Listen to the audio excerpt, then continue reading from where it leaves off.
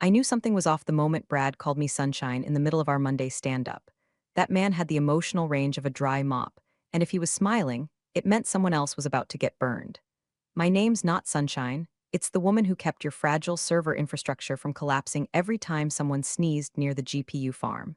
42, Systems Integration Specialist, and apparently, Department's token female perspective, as if estrogen somehow made the racks run cooler. I wasn't flashy. I wasn't loud, but I was precise, methodical, and apparently, according to Brad and his beer pong Nepo baby of a nephew, that made me too academic. I'd been working on a redesign for 6 months. Modular, high-efficiency racks that could withstand the violent pressure fluctuations of upper atmosphere testing. If you breathed on it wrong, the old system buckled like a Walmart tent in a wind tunnel. Mine didn't. Mine held. And somewhere deep in the guts of the company's aerospace pipeline, a quiet audit had already flagged my system as promising. Only a handful of us knew that me, the external contractor I briefed once, and maybe Brad, if he'd been snooping, which, knowing Brad, meant definitely. But of course, none of that mattered out loud. Out loud, I was just the quiet one with the clipboard, one who triple-checked Torque specs and didn't laugh at his fart jokes. The one who dared to ask in front of the execs why we were still using aluminum frames when the titanium-laced hybrids had passed thermal testing 3 months ago. Too slow, he muttered. We need movers, not thinkers. So I thought, and I built. And late at night, when everyone else was gone, I'd log my badge access, slide into my corner terminal, and compile every modification into both local backups and encrypted remote snapshots. Not paranoia, just experience.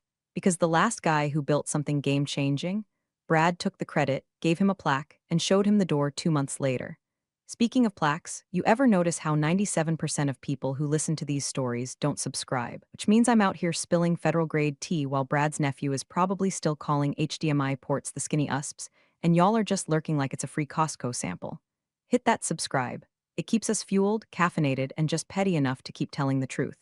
Back to the racks. See, there's an art to server design. Not just the thermals and the airflow, though those mattered, but the way the cables lay. Serviceability without breaking your wrist in a 2U chassis, the hot swap modularity. I obsessed over it. I sketched by hand, ran simulations, cross-tested load capacities on lunch breaks while Brad argued about barbecue ribs in the break room like a man who thought meat sauce was a leadership style. And when I knew it worked, when I felt it, I printed a copy of the final schematic, signed it in ink, and locked it in my bottom drawer.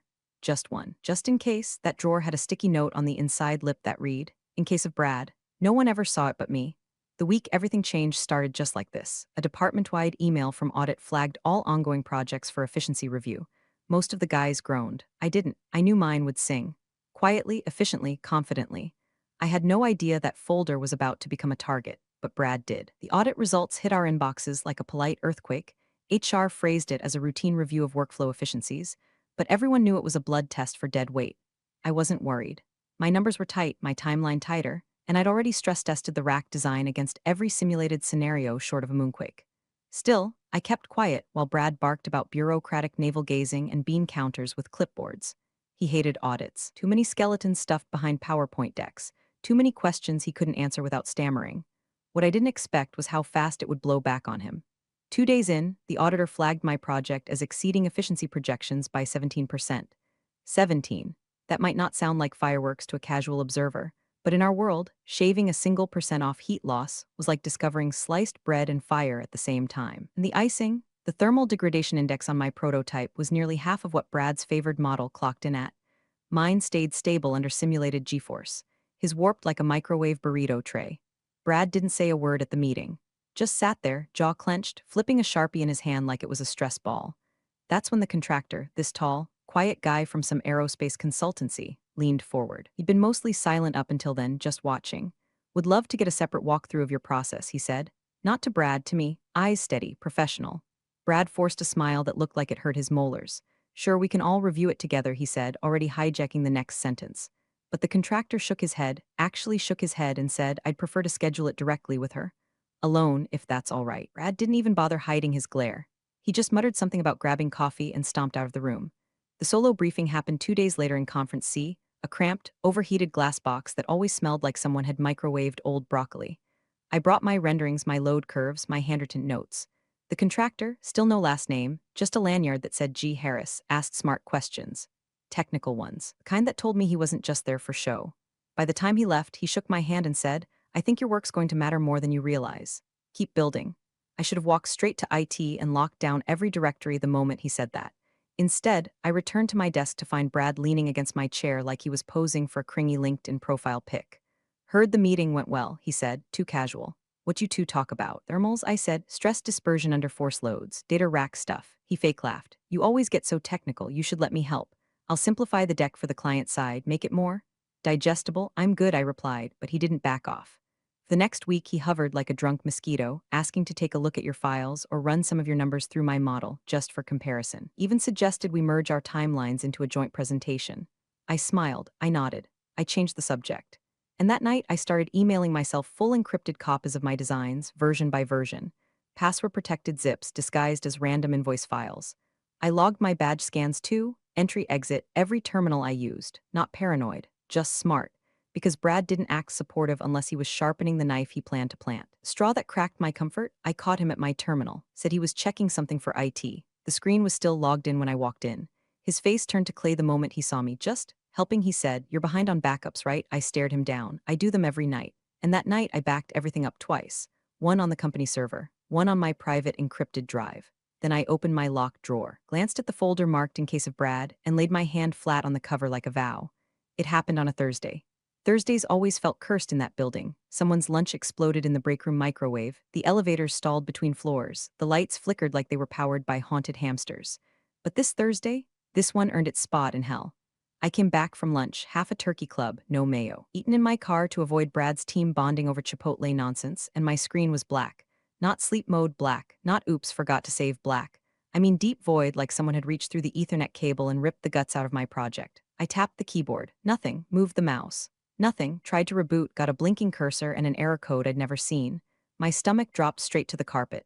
I checked the server folder next. Empty. The renderings, the thermal tests, the layer-by-layer simulations, gone. All of it. Even the junk temp files I never deleted because I'm human and lazy and sometimes forget to clean up. Zeroed out like it had never existed. My hands were shaking when I opened my drawer.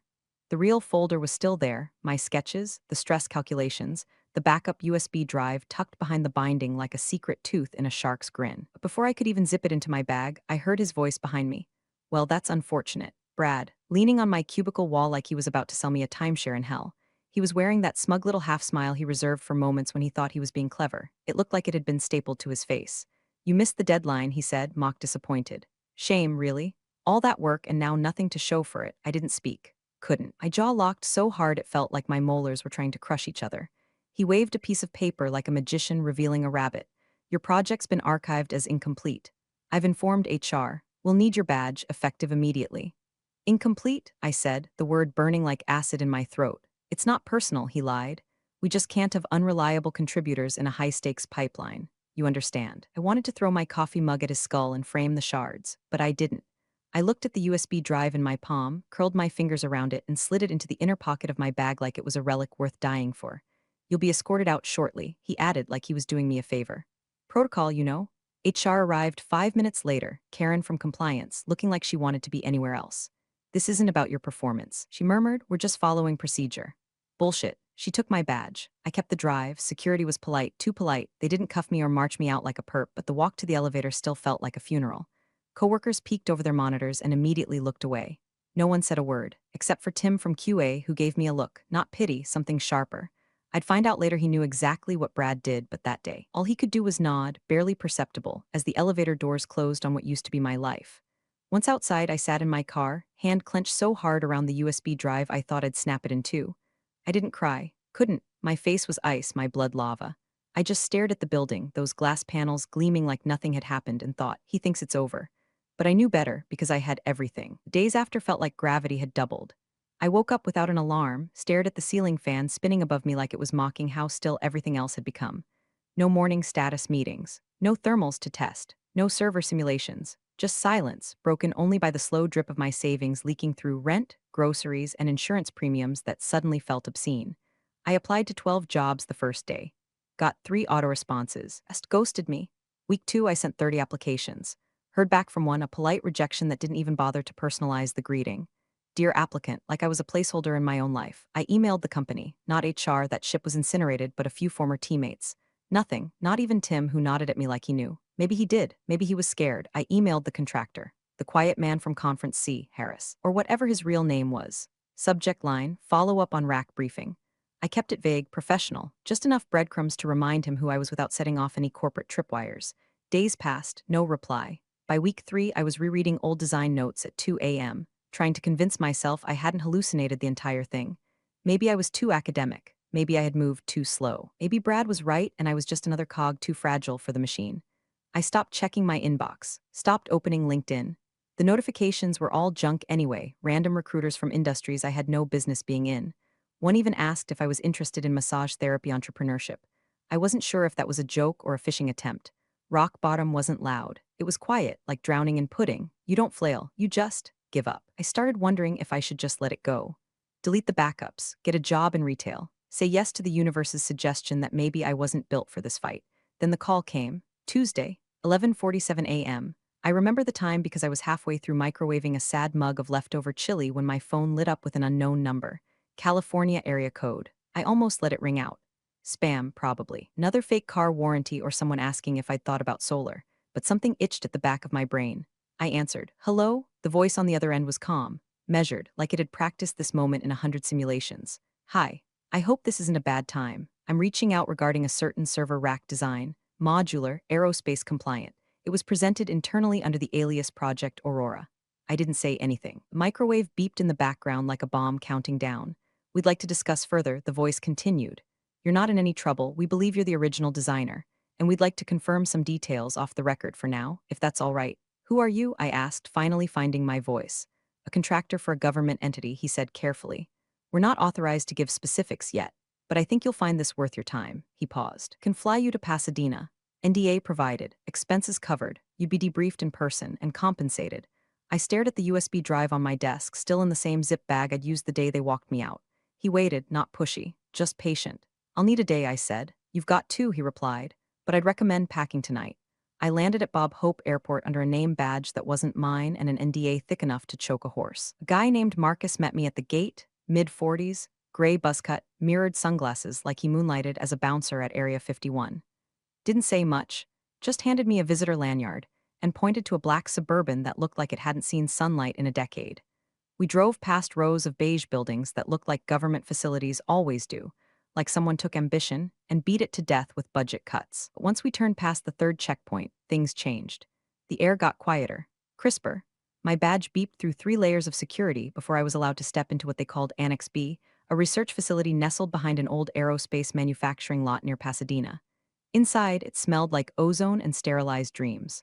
Cold tile, buzzing fluorescent lights, and whiteboards littered with formulas I hadn't seen since grad school. A woman named Lisa handed me a water bottle and said, "We need to talk about your rack." I laughed, just a reflex. She didn't, she meant business. They led me into a conference room where 2 engineers were already flipping through my sketches, photocopies of the ones I'd stuffed in the backup folder, annotations still intact. One of them looked up, tapped the corner. "You wrote this equation by hand?" "Yes." "And this layout, module CTIC snap couplings, this was yours too." "All of it?" Lisa looked over at the guy in the corner who hadn't said a word. He nodded. She handed me a folder and said, "We want you to rebuild it, from scratch, here. We'll cover living expenses and put you on a 6-week civilian contract." I blinked. Based on my notes, I asked, "That's it? You're the only one who's actually run the original simulation. We want the real thing, not a Xerox, not a guess." My hands were shaking. I tried to steady them around the folder. It wasn't the money, it was the fact that for the first time in months, someone was looking at me like I was the authority, like I mattered. And then came the kicker. Marcus finally spoke. 2 weeks ago, we received a similar design from a company that claims internal ownership. Structurally close. Language was different. But the frame, the thermal routing, even the coupling schema, nearly identical. He tapped a folder labeled flagged, redacted submission, Delta tier. We ran a comparison check. Their materials failed under G-force simulation. Design tolerances were misaligned by 11%, but what really got our attention? He flipped to a page and slid it across. It was a screenshot from their file. Bottom right corner, my internal test header, my exact file name, time-stamped. Even the typo I'd made in the word chassis was still there, chassis. They stole it. I said, breath catching in my throat. They tried, Marcus corrected, but they didn't understand what they were copying. Lisa leaned forward, her tone softer now. "We didn't reach out because we felt sorry for you. We reached out because we want it done right, and you're the only person who knows how to do that." Something in me snapped back into place right then, not all the way, but enough. I opened the folder, took a deep breath, and started sketching. The lab they gave me was about the size of my old apartment, except this one had airflow sensors, a dedicated test chamber, and a 3D printer that made my former workplace's gear look like a Fisher-Price hobby kit. I didn't ask questions about the budget. I just got to work. 12-hour shifts turned into 16. I lived in the same hoodie, rotated through a drawer of basic tees they gave me when I forgot to pack more than 2 changes of clothes. No meetings, no corporate politics, no Brad breathing down my neck asking if I'd made it more blue yet. Just me, the hum of machines, and the slow resurrection of something I thought I'd lost. I rebuilt the frame first. Smaller, lighter. Adjusted the load dispersion angle by 3 degrees and shaved 14% off the total stress curve. Then the thermal pathway, rerouted through a staggered hex pattern I'd only sketched once on a napkin in a diner during my 3rd week of unemployment. That napkin, still in my backup folder. Every schematic was saved in triplicate: local drive, encrypted cloud, and a physical printout in a fireproof envelope I stored under the mini-fridge in the lab's corner. I wasn't leaving anything to chance this time. If someone tried to delete this one, they'd have to erase 3 continents. By week 4, the prototype was standing on its own. Polished steel, seamless joints, perfect modularity. I ran test after test: thermal shock, vibration, simulated launch conditions. It held, it thrived. The original would have been proud, but this version didn't just meet specs, it rewrote them. A mid-level NASA rep named Evan dropped by unannounced near the end of my 5th week. He didn't shake hands, just circled the prototype, tapped a tablet, nodded to himself. "Is this yours?" he asked. "Yes, no help, just me." He looked back at the prototype, then said, "We'll recommend this for full deployment." That sentence hit harder than any paycheck I'd ever earned. I didn't cry, not in front of him. But when the door clicked shut behind him, I sat on the floor, leaned against the test rig, and let myself breathe for the first time in months. Later that night, I got an encrypted message through the contractor's internal system. Subject line: heads up. Inside was just one sentence: FYI, Brad's firm is now under formal investigation by Office of Inspector General. NDA still applies. I stared at the screen, heart pounding. No exclamation marks, no celebration, just confirmation. The wheels were turning, quietly, relentlessly. And somewhere across the country, Brad was finally learning what it felt like to be replaced by something better. The first sign that the dominoes were falling didn't come through some flashy headline or whistleblower exposé. It came through LinkedIn of all places. I was eating a gas station granola bar at my workstation, halfway through another voltage stability test, when the notification pinged across my screen. Message from Tim H., QA specialist, the same Tim who'd given me that look when I was escorted out like a criminal. The same Tim who knew exactly how Brad operated but had kept his head down to survive. His message was just 4 words: "You heard about Brad, right?" I stared at it, unsure if I should even respond. My NDA didn't technically cover casual gossip, but I'd been walking a tightrope for weeks and wasn't about to trip over a LinkedIn chat. Another message followed. Seconds later: "Don't reply. Just Google Sierra Sis plus OIG probe and congrats, you earned this." I didn't even finish the granola bar. Sierra Sis, Brad's firm, was being investigated for IP theft, data tampering, and something far worse: procurement fraud involving federal contracts. Apparently, after submitting the knockoff version of my design, someone inside had gotten spooked and leaked inconsistencies to a subcontracting audit team. Knockoff had failed every major test. Worse, it carried metadata from internal test servers that should have been inaccessible to Brad's people. Someone had faked access logs, backdated file edits, and recompiled old versions under new timestamps. The government noticed. Quietly at first, Sierra Sis's pipeline froze. Contracts put on hold. Requests for documentation piled up. Clients walked. Then Brad's name vanished from their leadership page overnight. His nephew, a walking HR complaint with a badge, was let go under the vague heading of performance mismatch. I didn't gloat. I didn't text anyone, but I read every single line of that article 3 times. I kept working. Because now the work wasn't just mine, it was proof. Proof I hadn't imagined it, that I wasn't just some overly meticulous academic who got in the way of real movers and shakers. I was the movement. I was the damn earthquake. The project hit its final milestone in week 6. The prototype passed NASA Environmental Qualification Battery with near zero drift. My supervisor, Lisa, stood over my shoulder, scanning the results. "You just raised the bar for next year's tech forecast," she said. I tried to smile, but it came out more like a twitch. I hadn't figured out how to relax yet.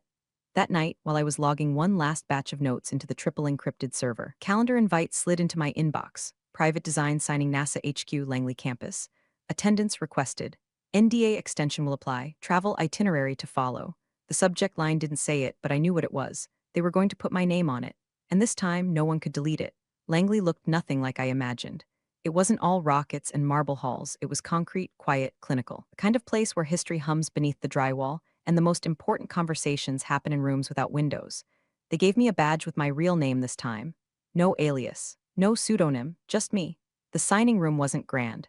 Just a small, clean space with a table that had probably seen 1,000 breakthroughs, 100 broken egos, and maybe 3 victories that actually mattered. I sat at one end, flanked by Lisa on my left and a patent attorney on my right, who looked like she hadn't smiled since the Clinton administration. Across from me sat a representative from the Office of Technology Transfer. He tapped the stack of papers like they might sprout legs and walk off. "We've finalized the design patent paperwork," he said. "You'll be listed as sole inventor and sole designer. This will carry a NASA endorsement, which means you'll be cited in every deployment document from here forward." I held the pen, but my hand didn't move at first. I thought of that empty server folder, that hallway walk of shame with HR, Brad's smug face as he told me I had nothing to show, the way his voice curled around the word incomplete like it was a verdict. And now here I was, signing the blueprint that would power the next generation of high-efficiency aerospace computing. I wrote my name in block letters, twice. Then Lisa slid another document across the table. "We're offering you 2 options," she said. "Full-time staff engineer position, or you retain full IP licensing and take royalties per use. Freedom versus permanence." I didn't even hesitate. Royalties and freedom. She smiled, the first real one I'd seen since Pasadena. The pen had barely left the paper when my phone buzzed. No name. Just a headline that floated across my lock screen like a ghost. "Breaking. Sierra Sis blacklisted from federal contracts for 10 years. Violations include IP theft, data falsification, and procurement fraud." I exhaled. Long, slow, like my lungs were finally catching up with my spine. Brad wasn't just suspended now, he was radioactive. Every company in the contractor network would treat him like anthrax in a suit. His name wouldn't open doors anymore. It would close them, seal them shut, and still, I couldn't help but feel a strange emptiness under the victory, like I'd walked away from the edge of a cliff I hadn't even realized I was hanging off of, that close. One bad day, one lost sketch, one erased file, and I'd have vanished while his firm cashed the check. But now I'd made it out, not just intact, immortalized. I stood from the table. The patent attorney nodded. The representative extended a hand. Lisa handed me the first production prototype tag, emblazoned with my name, model number, and a QR code that linked to the official NASA registry.